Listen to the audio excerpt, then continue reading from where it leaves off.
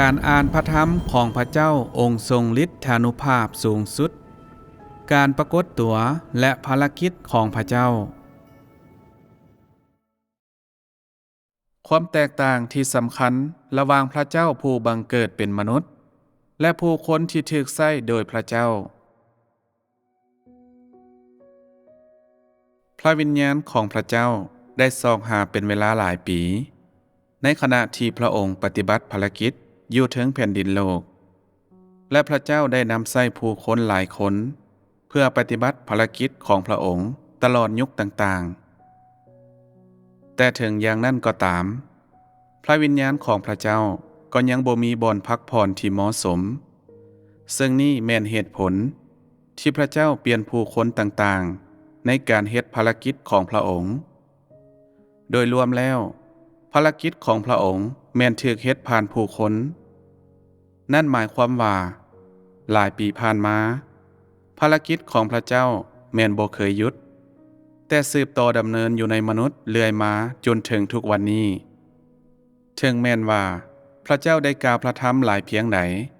และได้ปฏิบัติภารกิจหลายเท่าใดก็ตามแต่มนุษย์ก็ยังบ่รู้จักพระเจ้าซึ่งนั่นก็เนื่องจากว่าพระเจ้าบ่เคยปรากฏตัวให้มนุษย์ได้เห็นและพร้อมนี้พระองค์บ่มีเนื้อกายที่สามารถจับต้องได้ฉะนั้นพระเจ้าจึงต้องนำเอาภารกิจดังกล่าวนี้มาสู่ความสำเร็จซึ่งเป็นภารกิจที่จะเฮ็ดให้มนุษย์ทุกคนได้รู้จักความหมายความสำคัญของพระเจ้าองค์แท้จริงเพื่อบรรลุผลสำเร็จนี้พระเจ้าต้องเปิดเผยพระวิญญาณของพระองค์ให้มวลมนุษย์ได้สัมผัสและปฏิบัติภารกิจของพระองค์ในท่ามกลางพวกเขานั่นหมายความว่าเมื่อพระวิญญาณของพระเจ้ารับเอารูปร่างที่เป็นรูปธรรมใส่เนื้อหนังและกระดูกและสามารถย่างในท่ามกลางผู้คนอย่างเปิดเผยติดตามพวกเขาในชีวิตของพวกเขาบางครั้งปรากฏตัวและบางครั้งลบซ่อนพระองค์เองเมื่อนั้นเท่านั้นผู้คนจึงจะสามารถเข้าใจพระองค์อย่างลึกซึ้งถ้าพระเจ้ายังสถิตอยู่ในเนื้อหนังเท่านั้นพระองค์จะบ่สามารถสำเร็จภารกิจทั้งหมดของพระองค์ได้หลังจากปฏิบัติภารกิจของพระองค์ในเนื้อหนังในระยะหนึ่งและได้สำเร็จพันธกิจที่จำเป็นต้องกระทำให้สำเร็จในเนื้อหนังพระองค์ก็จะออกจากเนื้อหนังและเฮ็ดภารกิจในโลกวิญญาณในรูปลักษณ์ของเนื้อหนังคือดังพระเยซูได้กระทำหลังจากที่พระองค์ได้เฮ็ดภารกิจในระยะหนึ่งในความเป็นมนุษย์ธรรมดาและสำเร็จภารกิจทั้งหมดที่พระองค์จำเป็นต้องเฮ็ดให้สำเร็จพวกเจ้าอาจจือบทความนี้จากเส้นทาง5ที่ว่าเฮาจือพระบิดาของเฮากล่าวต่อเฮาว่าถึงแผ่นดินโลกให้แสวงหาเพื่อปฏิบัติตามความประสงค์ของพระบิดาของเจ้าเท่านั้นและเฮ็ดให้การฝากฝังของพระองค์สำเร็จบ่มีสิ่งใดอีกที่เกี่ยวข้องกับเจ้าเห็นอย่างแดในบทความนี้เมื่อพระเจ้าลงมาถึงแผ่นดินโลกพระองค์ปฏิบัติภารกิจของพระองค์ภายในความเป็นพระเจ้าเท่านั้นซึ่งแม่นสิ่งที่พระวิญญาณแห่งสวรรค์ได้มอบหมายให้กับพระเจ้าผู้ที่บังเกิดเป็นมนุษย์เมื่อพระองค์ลงมาพระองค์เว้าอยู่ทั่วทุกแห่งหนเท่านั้นเพื่อกล่าวพระคำของพระองค์ด้วยวิธีการต่างๆและจากหลากหลายมุมมองหลักๆแล้วพระองค์ถือเอาการสนองให้แก่มนุษย์และการซิดสอนมนุษย์เป็นเป้าหมายและหลักการของภารกิจของพระองค์และพระองค์บ่ไปพัวพันกับสิ่งดังกล่าวเช่นความสัมพันธ์ระหว่างคนหรือรายละเอียดของชีวิตของผู้คนพันธกิจหลักของพระองค์แม่นการกล่าวแทนพระวิญญาณนั่นก็คือเมื่อพระวิญญาณของพระเจ้าปรากฏในเนื้อหนังที่จับต้องได้พระองค์แม่นเพียงสนองให้แก่ชีวิตมนุษย์และเปิดเผยความจริงพระองค์บ่พัวพันกับเวียกงานของมนุษย์ซึ่งก็คือพระองค์บ่มีส่วนในเวียกงานของมนุษย์ มนุษย์บ่สามารถปฏิบัติภารกิจศักดิ์สิทธิ์ได้และพระเจ้าจะบ่พัวพันในเวียกงานของมนุษย์ตลอดหลายปีที่ผ่านมานับตั้งแต่พระเจ้าได้มาสู่โลกนี้เพื่อปฏิบัติภารกิจของพระองค์ได้กระทำภารกิจผ่านผู้คนตลอดมาแนวใดก็ตามแต่บ่สามารถถือว่าผู้คนเหล่านี้เป็นพระเจ้าผู้ที่บังเกิดเป็นมนุษย์พวกเขาเป็นเพียงผู้คนที่พระเจ้านำใช้เท่านั้นในขณะเดียวกันพระเจ้าในปัจจุบันสามารถกล่าวจากมุมมองของความเป็นพระเจ้าโดยโกงได้โดยส่งเสียงของพระวิญญาณออกและเฮ็ดภารกิจแทนพระวิญญาณในทำนองเดียวกันทุกคนที่พระเจ้านำใช้ในหลายยุคหลายสมัยผ่านมาแม่นตัวอย่างของการเฮ็ดภารกิจของพระวิญญาณของพระเจ้าในห่างกายที่เป็นเนื้อหนังแล้วเป็นหยังจึงบ่สามารถเอิ้นพวกเขาว่าเป็นพระเจ้าได้แต่พระเจ้าในทุกมื้อนี้ยังแม่นพระวิญญาณของพระเจ้าที่กระทำภารกิจในเนื้อหนังโดยกงและพระเยซูก็แม่นพระวิญญาณของพระเจ้าที่ปฏิบัติภารกิจในเนื้อหนังเช่นเดียวกันทั้งสองแม่นเอิ้นว่าพระเจ้าแล้วแม่นหยังคือความแตกต่างผู้คนที่พระเจ้าใช้ในหลายยุคหลายสมัยแม่นล้วนแล้วแต่สามารถแสดงแนวคิดและเหตุผลอย่างปกติพวกเขาล้วนเข้าใจถึงหลักการในการประพฤติของมนุษย์พวกเขามีแนวคิดปกติแบบมนุษย์และมีทุกสิ่งที่ผู้คนปกติควรมีส่วนใหญ่พวกเขามีความสามารถพิเศษและสติปัญญามาแต่เกิดในการกระทำภารกิจต่อผู้คนเหล่านี้พระวิญญาณของพระเจ้าได้นำไส้พรสวรรค์ของพวกเขาซึ่งเป็นพรสวรรค์ที่พระเจ้าประทานให้พวกเขาอยู่แล้วพระวิญญาณของพระเจ้านำไส้พรสวรรค์ของพวกเขาโดยไส้จุดแข็งของพวกเขาในการรับไส้พระเจ้าแต่ถึงอย่างนั้นก็ตามแก่นแท้ของพระเจ้าแม่นปราศจากแนวคิดหรือความคิดปราศจากเจตนาของมนุษย์และแม่นแต่ขาดสิ่งที่มนุษย์ธรรมดามีนั่นหมายความว่าพระองค์บ่มีความรู้ทางด้านหลักการเกี่ยวกับการประพฤติของมนุษย์มันเป็นแนวนี้เมื่อพระเจ้าในปัจจุบันมาสู่แผ่นดินโลกภารกิจของพระองค์และพระธรรมของพระองค์แม้นบ่ได้ปนกับเจตนาหรือความคิดของมนุษย์แต่สิ่งเหล่านั้นแม่นการแสดงออกโดยกงถึงเจตนาของพระวิญญาณและพระองค์เฮ็ดภารกิจในนามของพระเจ้าโดยกงนี่หมายความว่าพระวิญญาณเว้าโดยกงซึ่งก็คือความเป็นพระเจ้าเฮ็ดภารกิจโดยกงโดยบ่ได้ไปปนกับเจตนาของมนุษย์แม้นแต่น้อยเว้าอีกแบบหนึ่งก็คือพระเจ้าผู้บังเกิดเป็นมนุษย์แม้นแสดงให้เห็นถึงความเป็นพระเจ้าโดยกงโดยปราศจากความคิดและแนวคิดของมนุษย์และบ่มีความเข้าใจในหลักการของการประพฤติของมนุษย์ถ้ามีเพียงแต่ความเป็นพระเจ้าปฏิบัติภารกิจก็จะบ่มีทางที่ภารกิจของพระเจ้าจะถูกปฏิบัติอยู่เทิงแผ่นดินโลกฉะนั้นเมื่อพระเจ้ามาสู่แผ่นดินโลกพระองค์ต้องได้มีกลุ่มคนจำนวนหน่อยหนึ่งที่พระองค์นำใช้เพื่อเฮ็ดภารกิจภายในมนุษยชาติร่วมกับภารกิจที่พระเจ้ากระทำในความเป็นพระเจ้าเว้าอีกอย่างหนึ่งก็คือพระองค์ใช้เวียกงานของมนุษย์เพื่อสนับสนุนภารกิจศักดิ์สิทธิ์ของพระองค์บ่ดังนั้นก็จะบ่มีทาง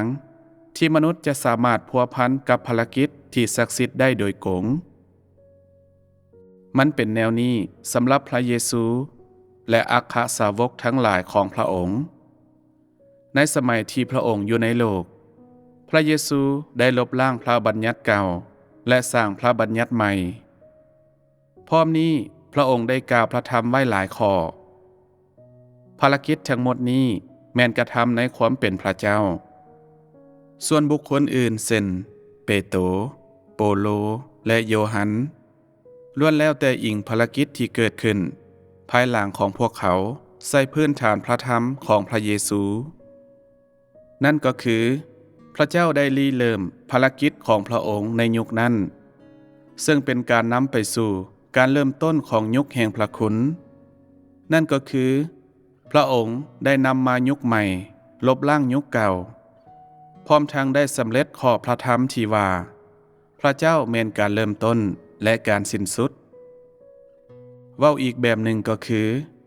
มนุษย์ต้องเฮ็ดเบียกงานของมนุษย์บนพื้นฐานของภารกิจที่ศักดิ์สิทธิ์หลังจากที่พระเยซูได้กล่าวในสิ่งที่พระองค์ต้องการกล่าวและได้สำเร็จภารกิจของพระองค์ถึงแผ่นดินโลกพระองค์ก็จากมนุษย์ไปหลังจากนี้ทุกคนที่กำลังกระทำภารกิจก็เฮ็ดตามหลักการที่ได้แสดงออกในพระธรรมของพระองค์และปฏิบัติตามความจริงที่พระองค์ได้กล่าวไว้ผู้คนทั้งหมดเหล่านี้แม่นกระทำภารกิจเพื่อพระเยซูถ้าหากมีแต่พระเยซูกระทำภารกิจเพียงแต่พระองค์เท่านั้นบ่ว่าพระองค์จะกล่าวพระธรรมหลายเพียงใดผู้คนก็จะบ่มีทางเข้าร่วมกับพระธรรมของพระองค์ได้เพราะว่าพระองค์กระทำภารกิจในความเป็นพระเจ้าและสามารถเพียงแต่กล่าวพระธรรมในความเป็นพระเจ้าเท่านั้นและพระองค์บ่สามารถอธิบายถึงสิ่งต่างๆถึงจุดที่ผู้คนทั่วไปสามารถเข้าใจพระธรรมของพระองค์ได้ฉะนั้นพระองค์จำเป็นต้องได้มีอัครสาวกและศาสดาที่มานำหลังพระองค์เพื่อช่วยภารกิจของพระองค์นี่แม่นหลักการพระเจ้าผู้บังเกิดเป็นมนุษย์เฮ็ดภารกิจของพระองค์ซึ่งนำไส้เนื้อหนังที่บังเกิดเป็นมนุษย์เพื่อกล่าวและเฮ็ดภารกิจ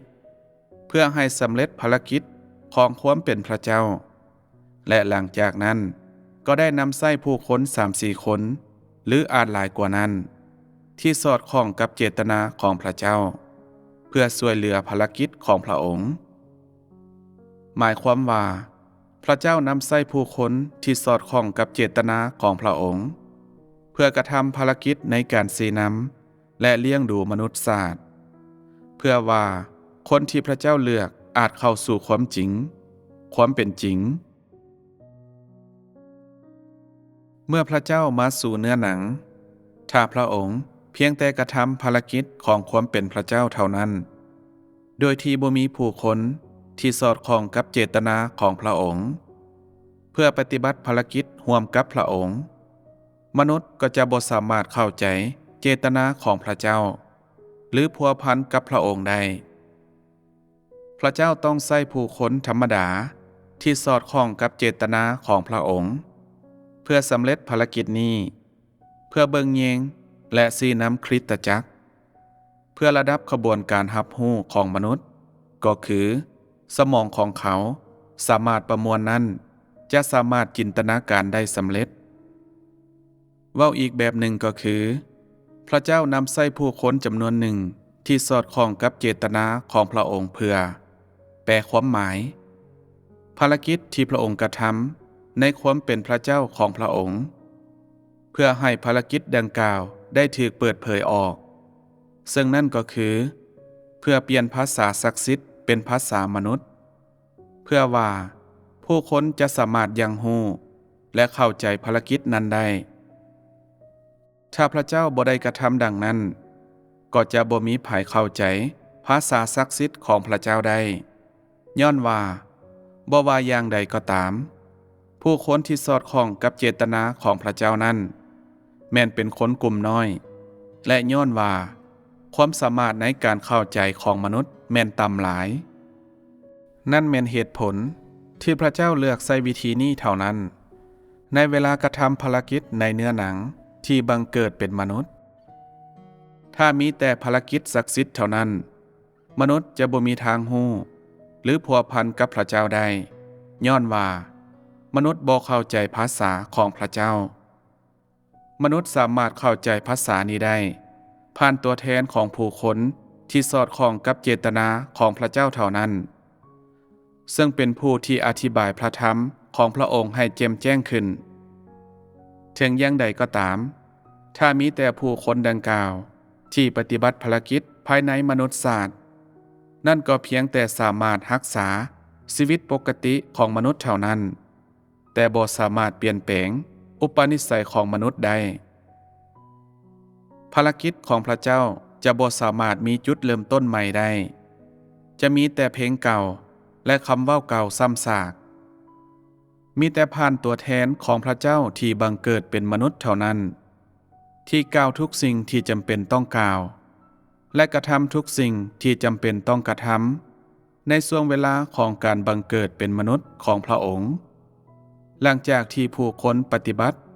และประสบกับภารกิจตามพระธรรมของพระองค์ซึ่งด้วยเหตุนั้นเท่านั้นอุปนิสัยทางชีวิตของพวกเขาจึงจะสามารถเปลี่ยนได้และด้วยเหตุนั้นเท่านั้นพวกเขาจึงจะสามารถดำรงชีวิตไปกับกาลเวลาได้พระองค์ที่กระทำภารกิจภายในความเป็นพระเจ้าแม่นตัวแทนพระเจ้าในขณะที่ผู้ที่กระทำภารกิจภายในความเป็นมนุษย์แม่นผู้คนที่พระเจ้านำใช้นั่นหมายความว่าพระเจ้าที่บังเกิดเป็นมนุษย์แม่นแตกต่างจากผู้คนที่พระเจ้านำใช้อย่างชัดเจนพระเจ้าที่บังเกิดเป็นมนุษย์แม่นสามารถกระทำภารกิจของความเป็นพระเจ้าในขณะที่ผู้คนที่พระเจ้าใช้แม่นบ่สามารถเฮ็ดได้ในเบื้องต้นของแต่ละยุคนั้นพระวิญญาณของพระเจ้ากล่าวด้วยตัวเองและเปิดยุคใหม่เพื่อนำมนุษย์เข้าสู่การเริ่มต้นใหม่เมื่อพระองค์ได้กล่าวสิ้นสุดลงนี่แสดงว่าภารกิจของพระเจ้าภายในความเป็นพระเจ้าของพระองค์แม่นสำเร็จลงหลังจากนั้นทุกคนก็เดินตามการนำพาของผู้ที่พระเจ้าใช้เพื่อเข้าสู่ประสบการณ์ชีวิตของพวกเขาในกรณีเดียวกันก็เป็นขั้นตอนที่พระเจ้านำมนุษย์เข้าสู่ยุคใหม่และมอบจุดเริ่มต้นใหม่ให้กับผู้คน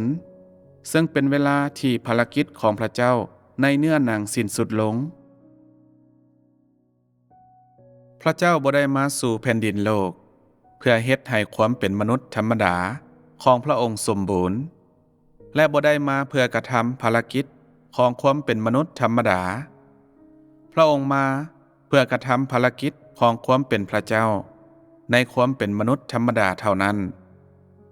สิ่งที่พระเจ้ากล่าวถึงเกี่ยวกับความเป็นมนุษย์ศาสตร์ธรรมดาบ่แม่นคือสิ่งที่มนุษย์วาดภาพเอาไว้มนุษย์นิยามความเป็นมนุษย์ธรรมดาว่าเป็นการมีเมียหรือผัวมีลูกชายและลูกสาวซึ่งเป็นสิ่งพิสูจน์ว่าคนเฮาแม่นคนปกติแต่อย่างใดก็ตามพระเจ้าบ่เห็นความเป็นมนุษย์ธรรมดาในทำนองนั้นพระองค์เห็นความเป็นมนุษย์ธรรมดาว่าเป็นการมีความคิดแบบมนุษย์ธรรมดามีชีวิตแบบมนุษย์ธรรมดาและเกิดเป็นคนธรรมดาแต่ความธรรมดาของพระองค์บ่ได้รวมถึงการมีเมียหรือผัวและลูกคือดังมนุษย์เว้ากันเกี่ยวกับความธรรมดาสำหรับมนุษย์แล้วการเป็นมนุษย์ธรรมดาที่พระเจ้ากล่าวถึงแม่นสิ่งที่มนุษย์จะถือว่าการขาดความเป็นมนุษย์โดยที่เกือบขาดความรู้สึกและเบิ่งคือว่าขาดความต้องการทางด้านเนื้อหนังคือดังพระเยซูที่มีรูปลักษณ์ภายนอกของคนธรรมดาและมีลักษณะของคนธรรมดาเท่านั้นแต่ในแก่นแท้แล้วแม่นบ่ได้มีทุกสิ่งที่คนธรรมดาควรมีจากสิ่งนี้แม่นสามารถเห็นได้ว่าแก่นแท้ของพระเจ้าผู้บังเกิดเป็นมนุษย์บ่ได้มีความเป็นมนุษย์ธรรมดาทั้งหมดแต่มีเพียงบางส่วนในสิ่งที่ผู้คนควรมีเพื่อสนับสนุนเบียกประจำของชีวิตมนุษย์ธรรมดาและรักษาพลังแห่งเหตุผลของมนุษย์ธรรมดาเท่านั้นแต่ว่าสิ่งเหล่านี้บ่เกี่ยวข้องกับสิ่งที่มนุษย์ถือว่าความเป็นมนุษย์ธรรมดาสิ่งเหล่านั้นคือสิ่งที่พระเจ้าผู้บังเกิดเป็นมนุษย์ควรมีถึงอย่างใดก็ตามยังมีผู้คนที่ยืนยันซึ่งสามารถเว้าได้ว่าพระเจ้าผู้บังเกิดเป็นมนุษย์แม้นมีความเป็นมนุษย์ธรรมดาถ้าพระองค์มีเมีย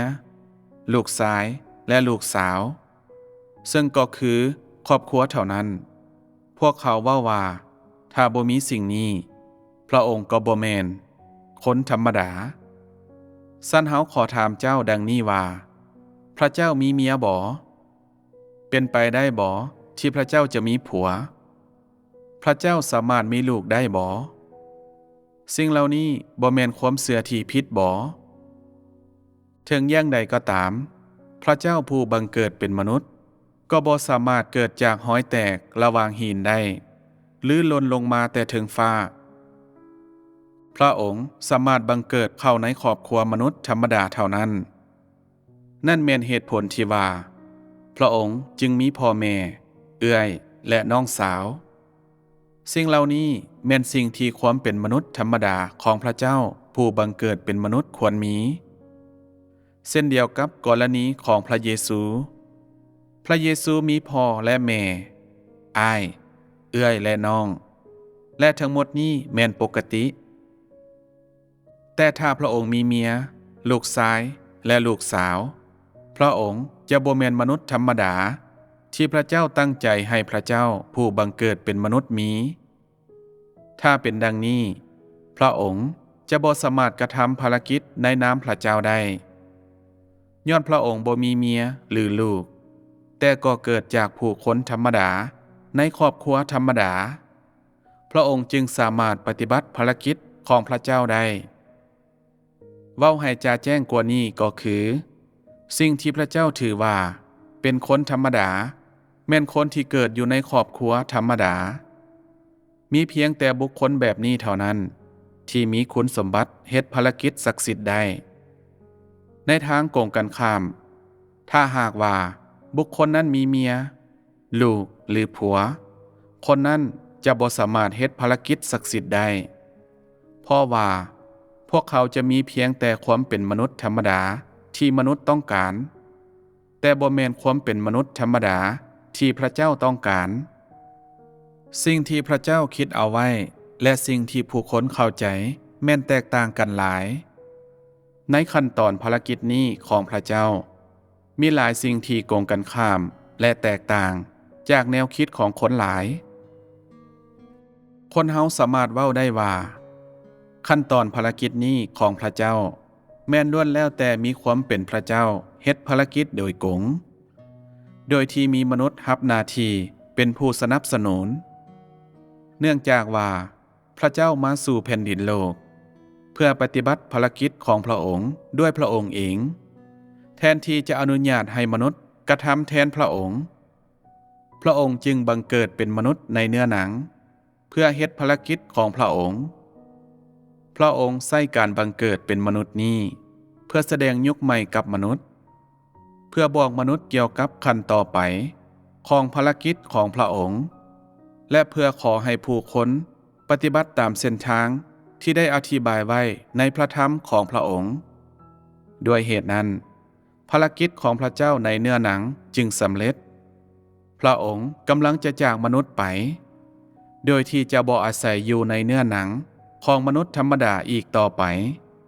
แต่จะหนีจากมนุษย์ไปสืบต่อดำเนินภารกิจอีกส่วนหนึ่งของพระองค์แทน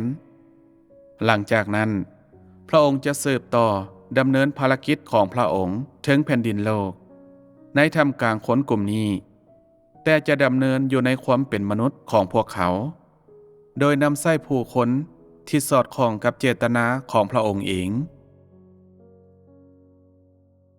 พระเจ้าผู้บังเกิดเป็นมนุษย์บ่สามารถอยู่กับมนุษย์ตลอดไปได้เนื่องจากว่าพระเจ้ามีภารกิจอื่นอย่างหลวงหลายที่ต้องกระทำพระองค์บ่สามารถติดพันอยู่กับเนื้อหนังพระองค์ต้องออกจากเนื้อหนัง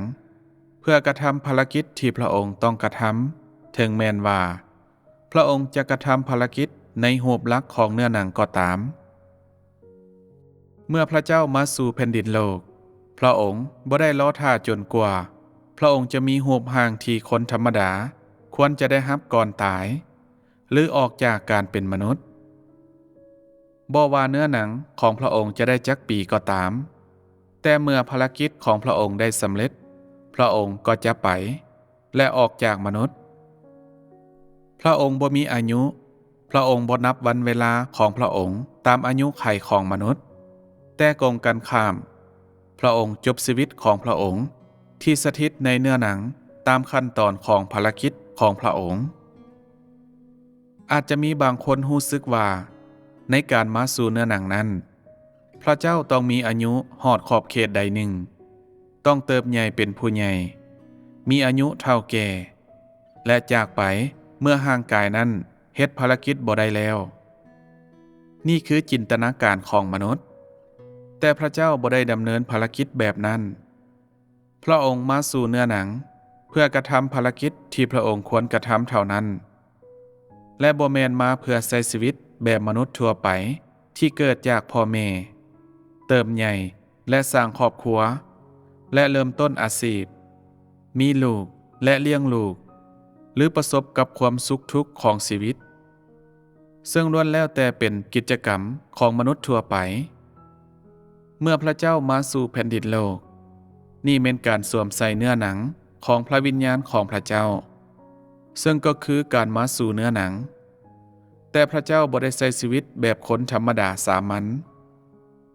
พระองค์มาเพื่อสำเร็จส่วนหนึ่งในแผนการคุ้มครองของพระองค์เท่านั้นหลังจากนั้นพระองค์จะจากมนุษย์ไปเมื่อพระองค์มาสู่เนื้อหนังพระวิญญาณของพระเจ้าบ่ได้เฮ็ดให้ความเป็นมนุษย์ธรรมดาของเนื้อหนังก็จะบ่สมบูรณ์แต่กงกันข้ามในเวลาที่พระเจ้าได้กำหนดไว้ล่วงหน้าความเป็นพระเจ้าก็ปฏิบัติภารกิจโดยกงหลังจากได้กระทำทุกสิ่งที่พระองค์จำเป็นต้องกระทำและสำเร็จพันธกิจของพระองค์อย่างครบถ้วนภารกิจของพระวิญญาณของพระเจ้าในขั้นตอนนี้ก็สำเร็จลงซึ่งในจุดนั้นชีวิตของพระเจ้าผู้บังเกิดเป็นมนุษย์ก็สิ้นสุดลงเช่นกันบ่ว่าร่างกายที่เป็นเนื้อหนังของพระองค์จะมีชีวิตยืนยาวหรือบ่ก็ตามนั่นหมายความว่าบ่ว่าร่างกายที่เป็นเนื้อหนังจะฮอดขั้นตอนของชีวิตใดก็ตามบ่ว่าร่างกายนั้นจะมีชีวิตอยู่แผ่นดินโลกโดนปันใดก็ตามทุกสิ่งแม้นถูกตัดสินโดยภารกิจของพระวิญญาณมันบ่มีหยังเกี่ยวข้องกับสิ่งที่มนุษย์ถือว่าเป็นความเป็นมนุษย์ธรรมดายกตัวอย่างพระเยซูพระองค์ได้ใช้ชีวิตในเนื้อหนังเป็นเวลา33 ปีครึ่งในด้านของอายุไขของร่างกายมนุษย์พระองค์บ่ควรจะตายในวัยอายุนั้นและพระองค์บ่ควรจากไปเถื่อแต่นี่บ่แม่นสิ่งที่พระวิญญาณของพระเจ้าต้องสนใจหลังจากภารกิจของพระองค์สำเร็จซึ่งในจุดนั้นร่างกายแม่นถูกเอาไปแล้วโดยหายไปพร้อมกับพระวิญญาณนี่คือหลักการที่พระเจ้าปฏิบัติภารกิจในเนื้อหนังฉะนั้นเว้าโดยเฉพาะแล้วความเป็นมนุษย์ของพระเจ้าที่บังเกิดเป็นมนุษย์แม่นบ่สำคัญหลายเว้าอีกก็คือพระองค์มาสู่แผ่นดินโลกบ่แม่นเพื่อใช้ชีวิตแบบมนุษย์ธรรมดาพระองค์บ่ได้สร้างชีวิตของมนุษย์ธรรมดาก่อนแล้วหลังจากนั้นเริ่มปฏิบัติภารกิจแต่กงกันข้ามตราบเท่าที่พระองค์บังเกิดเข้าในครอบครัวมนุษย์ธรรมดาพระองค์ก็จะสามารถกระทำภารกิจศักดิ์สิทธิ์ได้ซึ่งเป็นภารกิจที่บ่มีมนทินจากเจตนาของมนุษย์ที่บ่เป็นเนื้อหนังบ่ใช้แนวทางของสังคมหรือเกี่ยวข้องกับความคิดหรือแนวความคิดของมนุษย์อย่างแน่นอนและยิ่งไปกว่านั้นก็บ่ได้เกี่ยวข้องกับปรัชญาสำหรับความสัมพันธ์ทางโลกของมนุษย์นี่แม่นภารกิจของพระเจ้าผู้บังเกิดเป็นมนุษย์ตั้งใจกระทำและยังแม่นความหมายอันสำคัญ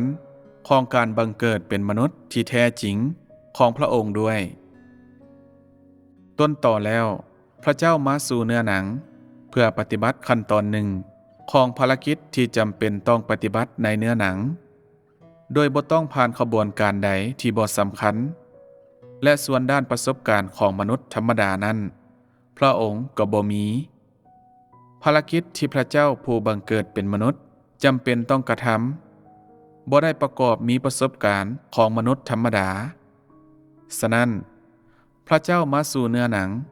เพื่อสำเร็จภารกิจที่พระองค์จำเป็นต้องกระทำให้สำเร็จในเนื้อหนังส่วนอื่นๆแม่นบ่เกี่ยวข้องกับพระองค์บ่ได้ผ่านขบวนการที่บ่สำคัญทั้งหลายเมื่อภารกิจของพระองค์สำเร็จ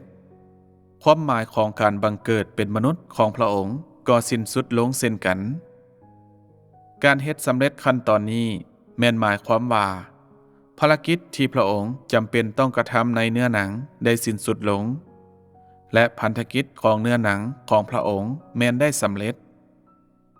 แต่พระองค์บ่สามารถปฏิบัติภารกิจอยู่ในเนื้อหนังได้ตลอดไปพระองค์ต้องเคลื่อนย้ายไปบ่อนอื่นเพื่อกระทำภารกิจซึ่งเป็นบ่อนที่อยู่นอกเนื้อหนังด้วยเหตุนั้นเท่านั้นจึงสามารถปฏิบัติภารกิจของพระองค์อย่างครบถ้วนและขยายออกไปอย่างกว้างขวางพระเจ้ากระทำภารกิจตามแผนการดั้งเดิมของพระองค์ภารกิจใดที่พระองค์จำเป็นต้องกระทำและภารกิจใดที่พระองค์ได้สำเร็จพระองค์ฮู้อย่างแจ่มแจ้งคือดังฝ่ามือของพระองค์พระเจ้านำพาทุกคนเพื่อย่างตามเส้นทางที่พระองค์ได้กำหนดไว้ล่วงหน้าบ่มีภัยสามารถลบหนีได้มีเพียงผู้ที่ปฏิบัติตามการชี้นำของพระวิญญาณของพระเจ้าเท่านั้นที่จะสามารถเข้าสู่บ่อนพักเศร้าได้บางเทื่อในภารกิจต่อไปมันจะบ่แม่นพระเจ้าที่เว้าในเนื้อหนังเพื่อชี้นำมนุษย์แต่เป็นพระวิญญาณที่อยู่ในรูปแบบที่จับต้องได้ที่นำพาชีวิตมนุษย์หลังจากนั้นเท่านั้นมนุษย์จะสามารถจับต้องพระเจ้าอย่างเป็นรูปธรรมแนมเบิ่งพระเจ้าและเข้าสู่ความเป็นจริงที่พระเจ้าต้องการได้ดีขึ้นเพื่อจะให้พระเจ้าที่แท้จริงเฮ็ดให้สมบูรณ์นี่แม่นภารกิจที่พระเจ้าตั้งใจจะกระทำให้สำเร็จและเป็นสิ่งที่พระองค์วางแผนไว้โดนนานมาแล้วจากสิ่งนี้พวกเจ้าทุกคนควรเห็นเส้นทางที่พวกเจ้าควรย่างได้แล้ว